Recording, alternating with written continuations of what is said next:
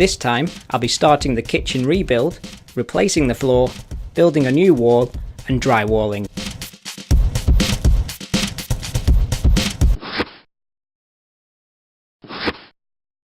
I'm starting by cutting new joists to the correct length.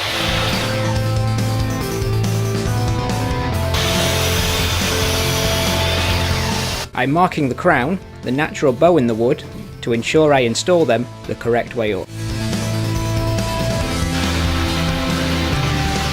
Next, I'm adding bracing to bind the new joists to the existing.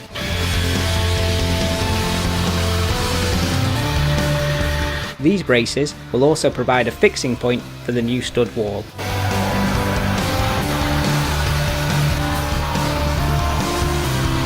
The new joists are sitting a little low, so I'm jacking them up.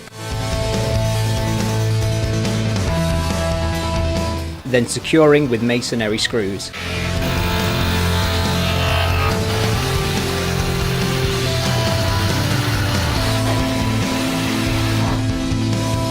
Next, I can start to install the new floorboards.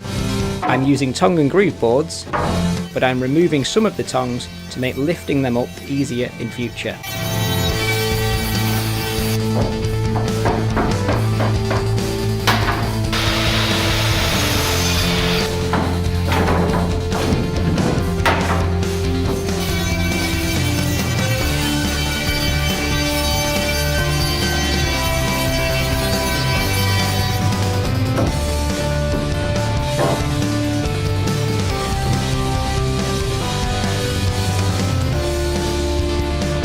Turns out I didn't order enough boards, but for now I can secure these in place and fill in the gaps later.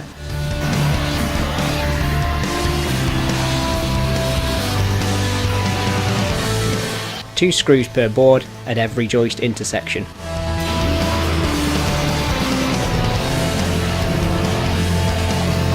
I'm marking out for the new stud wall.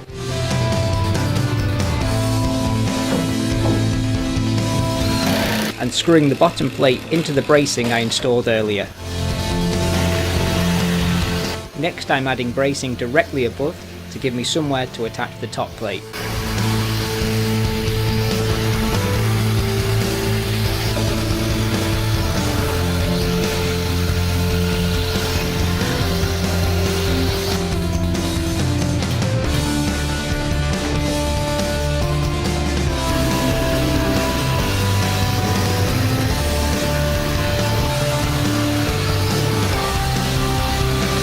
I've cut the first studs and I'm fixing them in between the top and bottom plates, right up against the wall.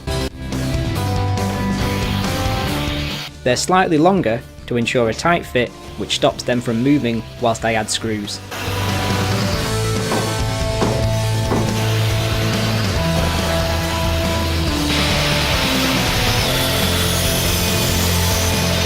I'm positioning the studs so a full sheet of drywall will cover the door opening.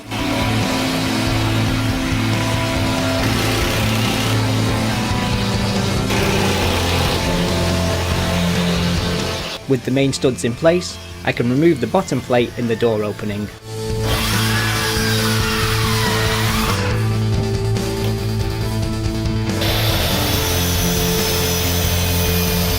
Next, I'm adding jack studs and securing them to the king studs.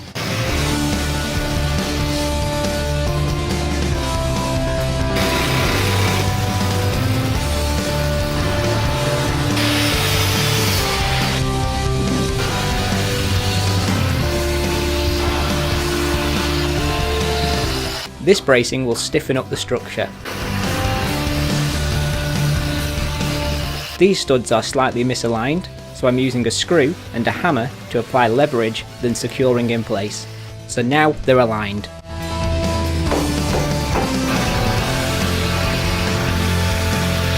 I've ordered more floorboards so I can fill in those gaps.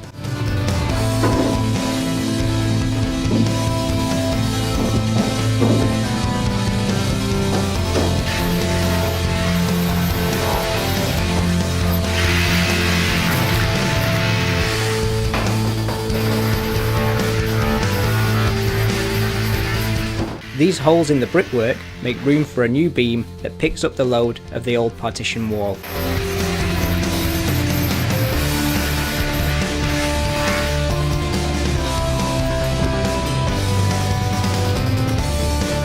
Joist hangers transfer the load from the staircase into the beam.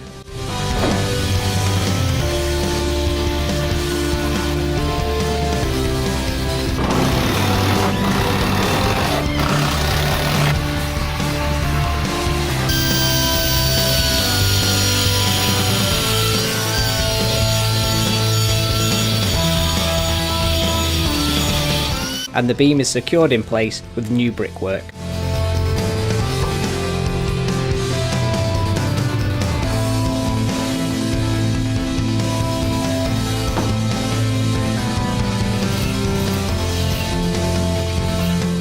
I've allowed the mortar to dry, so now I can remove the temporary support. This wall has been badly repaired and protrudes almost an inch, so I'm taking it down. It also gives me a chance to get rid of these holes.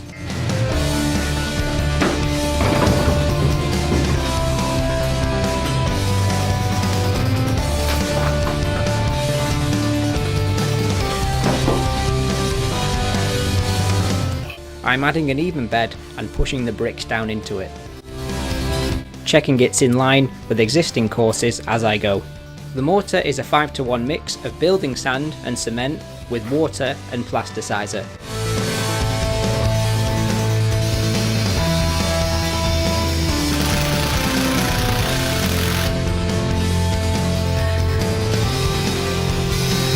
And tying into the old brickwork using masonry screws.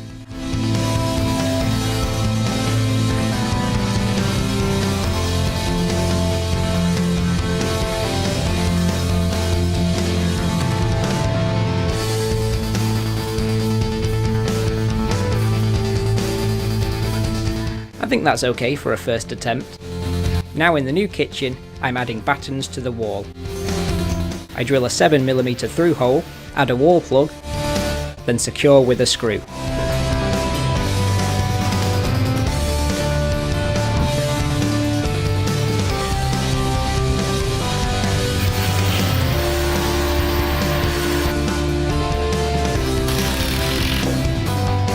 I'm doing the same in the old kitchen, which will now become the new utility room.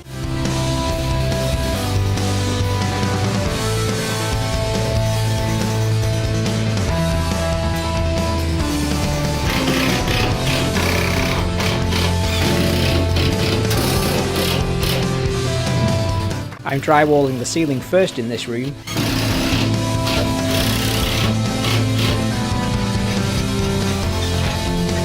then boarding the walls.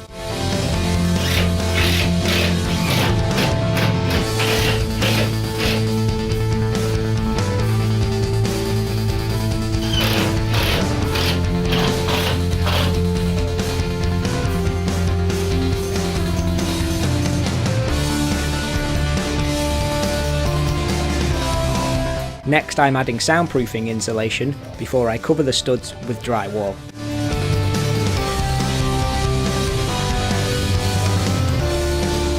I'm fixing a full sheet of drywall over the doorway to reduce the risk of cracking.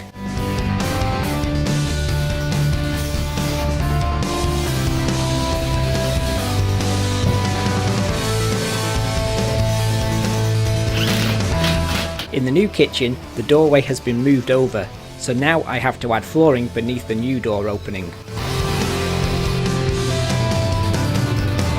Next, I'm boarding the walls. I should have boarded the ceiling first, but I'm waiting on building work.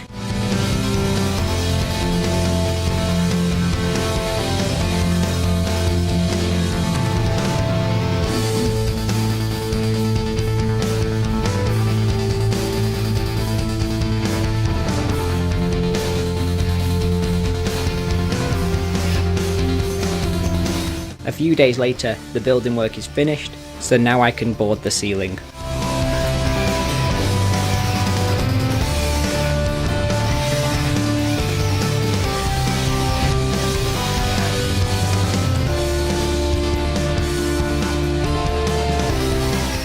finally I can board the last wall.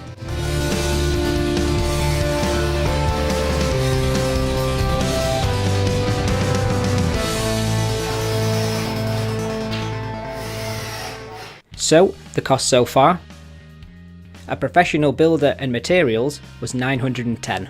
Timber was 170, plumbing was 180, a professional electrician was 200, drywalling was 135, a professional plasterer was 745. So the cost of this stage of the project was 2,340, and the cost so far is 123,380.